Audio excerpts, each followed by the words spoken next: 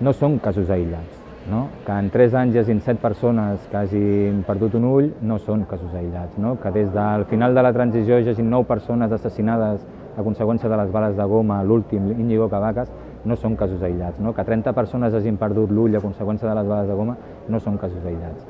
Estos casos, que son los que conocemos, porque hay muchos más que no llegan a ser conocidos porque simplemente quizás no tienen los medios o el entorno, ¿no?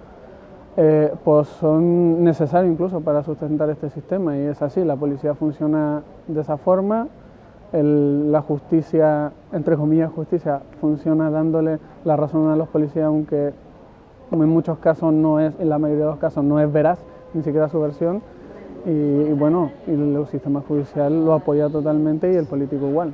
Nosotros lo que hemos hecho es utilizar mi caso como un ejemplo de lo que está sucediendo en todo el Estado, es decir, están poniendo el sistema judicial a funcionar para atacar a todo aquel movimiento obrero que esté en la calle, que sea consecuente con la lucha revolucionaria, y están utilizando a la policía como avanzadilla. Los testimonios de la policía tienen total vericidad en un juicio y no hace falta que presenten ninguna prueba. Y ya no solo es que pese más la versión policial que nuestra versión, sino que nuestra versión, que los testigos, que los peritos forenses, que todas las pruebas, o sea, por lo general, bueno, por lo general sí, se está enjuiciando a gente sin pruebas físicas, de hecho solo con versión.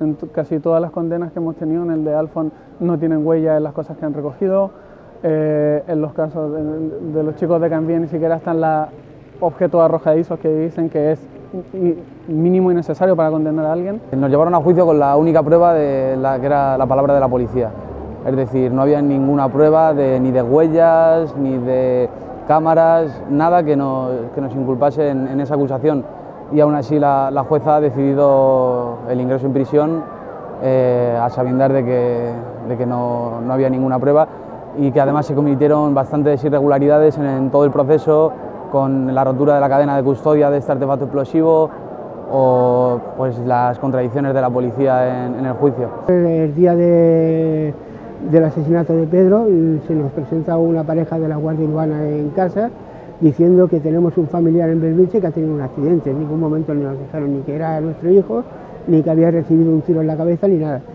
Y la sorpresa fue cuando llegamos allí y nos encontramos con que nos meten en una habitación. Mientras yo estoy aparcando el coche, 2 personas de paisanos interrogan a mi mujer y a mis hijas, y cuando yo llego, automáticamente llegar yo y desaparecer los 2 elementos. Resulta que eran 2 secretas, estuvieron haciendo una serie de preguntas, pero ya digo, desaparecieron. Y a nosotros lo único que nos decían es que el chaval no lo iba a sentir, pero que nosotros sí lo íbamos a sentir mucho. Y a las 4:30, 5 de la madrugada es cuando viene el equipo médico a decirnos que Pedro ha muerto de un disparo en la cabeza. Era una estratègia, ja va començar pel matí, mentre s'estava realitzant el piquet, van detenir els estudiants pel dematí, en el que els acusaven de fets que van succeir després per la tarda. I després a mi em van detenir un mes després, no em van detenir al mateix dia ni al mateix moment, ni mentre es realitzava l'acte, com dic que estaven envoltats de policia, vaig rebre l'atenció ni ningú em va demanar que m'identifiqués. Jo crec que tenien una estratègia on tenien que aconseguir un cap de turc de tots els moviments o organitzacions que estaven mobilitzant, estudiants, sindicats anarcosindicalistes, grups de barri, etc. Tot això respon a l'estratègia política del propi Estat d'una estratègia de la por. No? És a dir, posa por en els moments de mobilització i de més conflictivitat social, no? I aconseguiràs que hi hagi menys gent que vagi a les manifestacions precisament per la por de les bestialitats que fan aquests policies. No? Com que després aquests policies gaudeixen d'una impunitat total, pues ells saben que no els hi passarà res. Se está viendo que cuando ellos cometen un error, el mínimo error,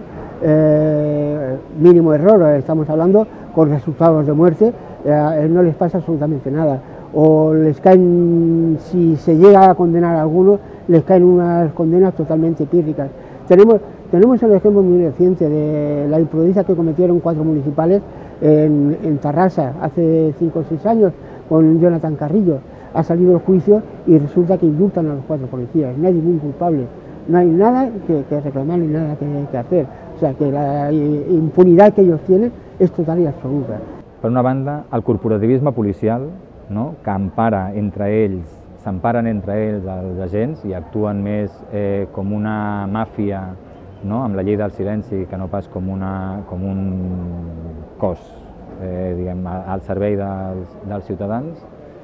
Aquest és el primer escull amb el que nosaltres ens trobem, no? I després les següents problemàtiques són que el sistema empara l'actuació d'aquests policies, no? Ho empara a nivell judicial, no? Arxivant els casos que es presenten, i en els casos en els que aquests casos, o sigui, en els casos en els que aquests casos judicials arriben més enllà, l'Estat està indultant a aquells policies que han sigut condemnats per tortures o per abusos o el que sigui, ¿no? Ya cuando entré con Entre Camins, el principio para, entre comillas, rehabilitarte, que es lo que dicen ellos, empezar un tratamiento, es admitir el delito y de ahí comienzan, ¿no? Yo nunca admití el delito, entonces me dijeron que no podía empezar mi tratamiento y que sin tratamiento iba a pagarme todo en segundo grado los 3 años que me quedaban. Yo le dije, pues me los pegaré, ¿no? Y después empezaron ahí a presionar y en un momento también llegaron a ponerme el 3er grado delante y como que admitía el delito y firmaba el 3er grado ya y dije que no, que simplemente no admitía, pero estuvieron todo el tiempo con eso, ¿no? Ahí machacando para admitir el delito. Nosaltres no canviarem el model policial, no?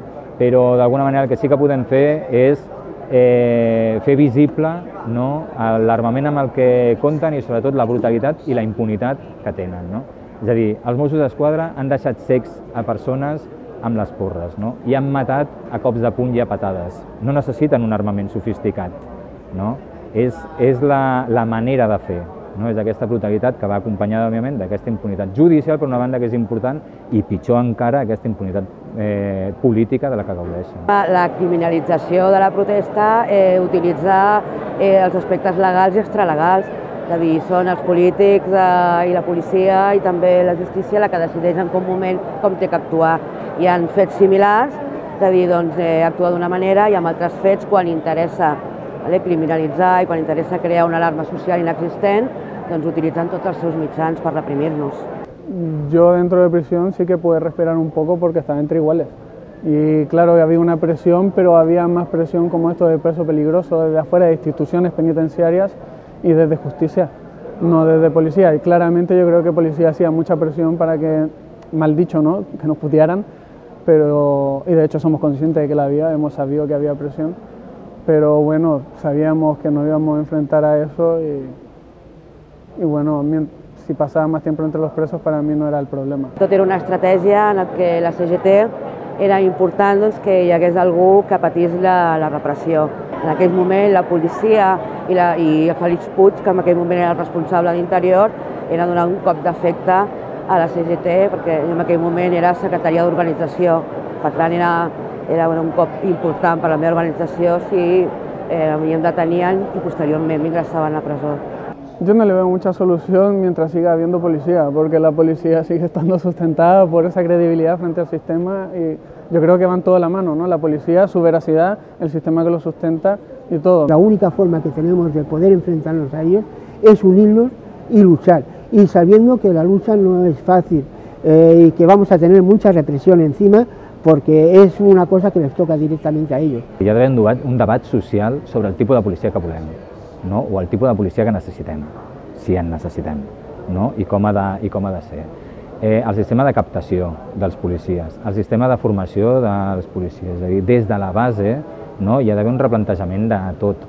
Nuestro papel es el de no callarnos, de no ceder ante su estrategia de miedo y difundir el mensaje, difundir las situaciones que vivimos en el número, o sea, en todos los sitios que nos sea posible. Es decir, cuanta más gente sepa qué es lo que está sucediendo y cuanta más gente entienda que es una cuestión de clases, que es una cuestión de que los trabajadores siempre son los que son sometidos a este tipo de vulneración de derechos y de abusos por parte de la autoridad, de los estados, avanzaremos y al fin y al cabo ese es nuestro principal objetivo.